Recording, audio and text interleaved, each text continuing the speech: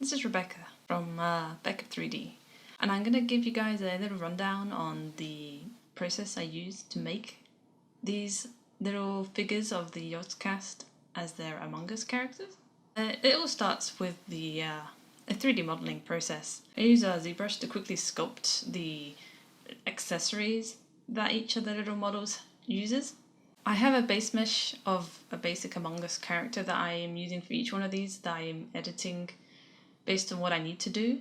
So first we've got Pedguin as his teddy. I tried giving it arms like the artwork they used for their thumbnails, but I decided it looks wrong. Giving a little Among Us character arms is just not the right idea. And then we got his little crown as well.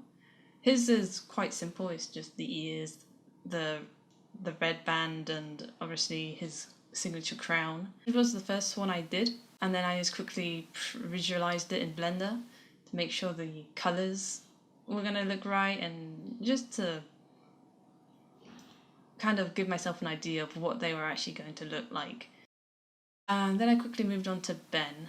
Ben's was the most fun to make. It was the one with the most drastic. It was the most drastically changed one, obviously, because he's a shark. It was not just a matter of putting a hat on it. I actually had to make the fins and the tail. So I go on with that.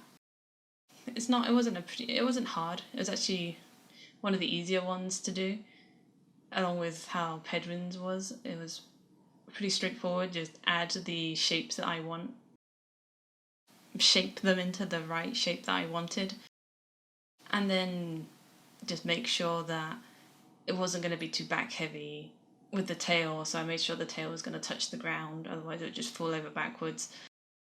It looks a little bit phallic, but let's just ignore that. Quickly just smooth it out, just positioning the shapes. Basic sculpting stuff. None of this was very complicated sculpting. I take the little fin I made and use that for the tail as well, and then just merge all the shapes together. That's the beauty of Zbrush, is that you can just take parts and just stick them on and dynamesh it, and then it's just fine. So yeah, once I got the little shape done, I move on to giving him some little gills. I'm following the art in the thumbnails as accurately as possible without compromising the integrity, I guess, of the Among Us model. Then I just take it in just to make sure it all looks okay. And now we're moving on to Duncan's. Duncan's, I think, was the one that gave me the most trouble. It's because the hair was... the art for it wasn't very clear, at least not in my... I couldn't really copy it as well as I could copy the others. So I made the goggles. They're pretty simple. I made a mistake of rotating the goggle before embedding the dent in it, but it's fine. I work with it. And now I'm making the top of the goggles. I wasn't sure if I wanted it to rest on the head. I wasn't sure how big I wanted it. I kind of just do a lot of trial and error with this one. I decided that just having a cylinder stuck on the top of his head wasn't going to look very good, so I kind of shape it a bit more. And also this entire time I'm thinking, how am I going to do the hair? I don't know. So I fought a lot with the hair. I tried a lot of different things and it just looked really odd. So I decided to start again and make a piece of hair. I thought maybe it'd look better if it was coming out of the top of the head rather than under the goggles.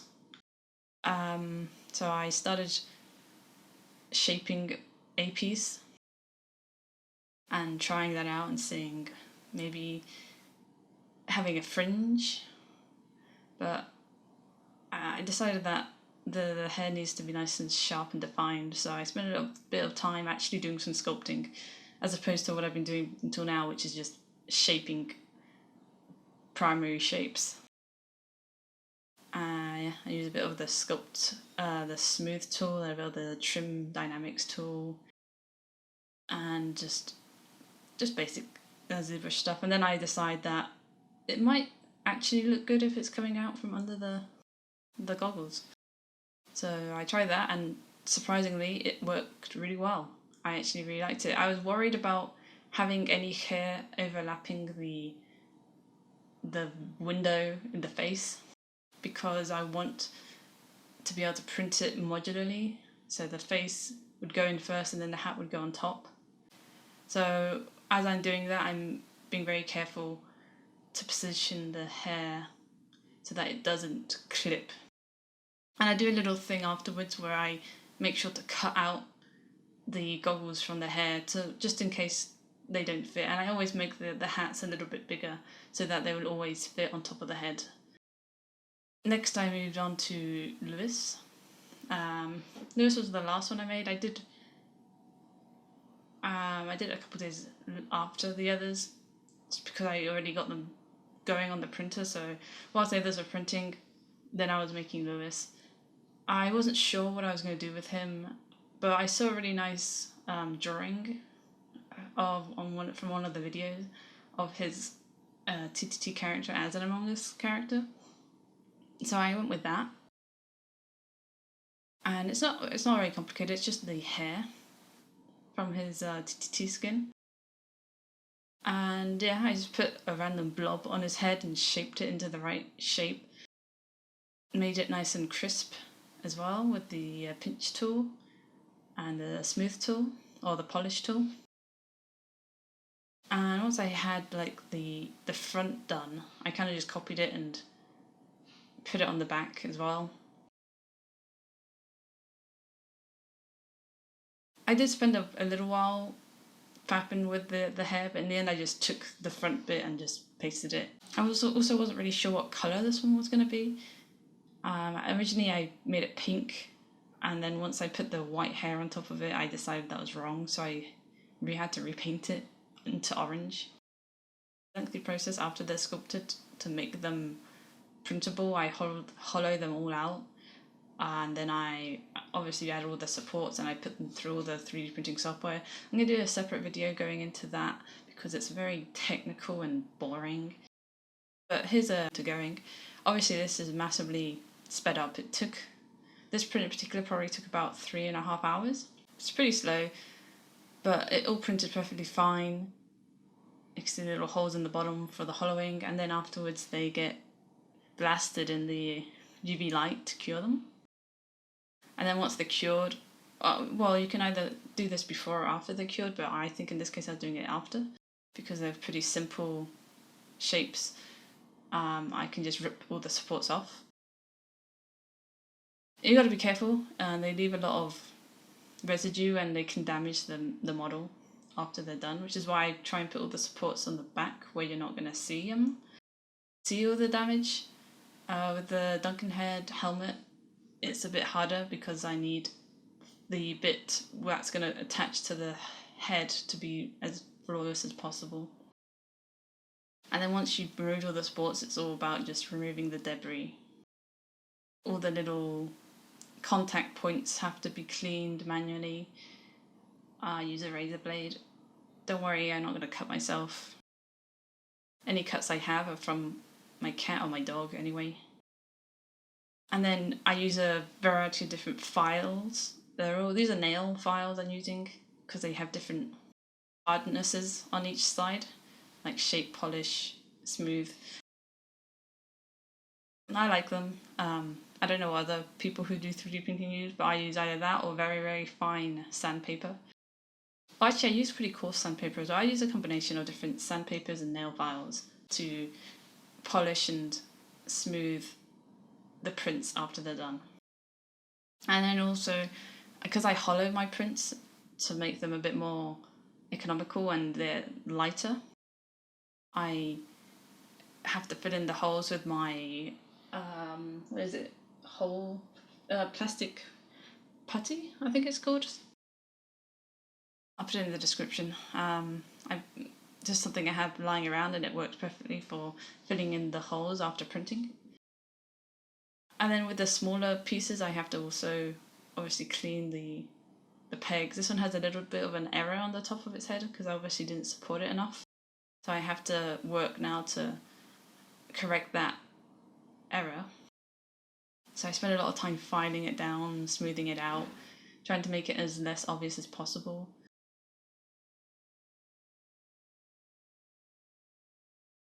Here I bring the pretty thick, the chunky sandpaper, and then my very fine nail file to finish smoothing it out. I'm pretty happy with the end result. You can't really tell, you can't really see any of the damage from the supports on it at all. So then after I'm happy with how they are smoothed and corrected, I then go outside and just spray them all. Try not to gas myself out. I use primer. I think I'm using white primer from Vallejo, which is just a paint company. I use a combination of spray paint Vallejo and hand paint Vallejo. But once I've primed it all and it's all dried, I obviously come inside and paint the details. On the bigger ones, on the ones that are solid colour on the body, I sprayed them just the same way I sprayed the primer. And then on the smaller ones, I hand painted them all. So, like for example, the little crown I hand painted. For obviously Duncan's hair, I had to hand paint the different colours separately. The visors are a bit tricky to spray paint because they just fly away from the pressure. So I hand paint them as well. You can't tell, the black is very forgiving. Honestly, the darker the colour, the more forgiving it is. So I hand paint all the dark things and try and spray all the light things. White is a very tricky colour for me to paint with because it just gets dirty really quickly. So any of the white ones I spray with a special lacquer based paint, with all the others are all acrylic based. So yeah, I just spend I spent a lot of time painting them. I'm not a very good painter. I'm usually just spray paint things, and if it's not something that could be spray painted in one colour, then it takes quite a while to hand paint, especially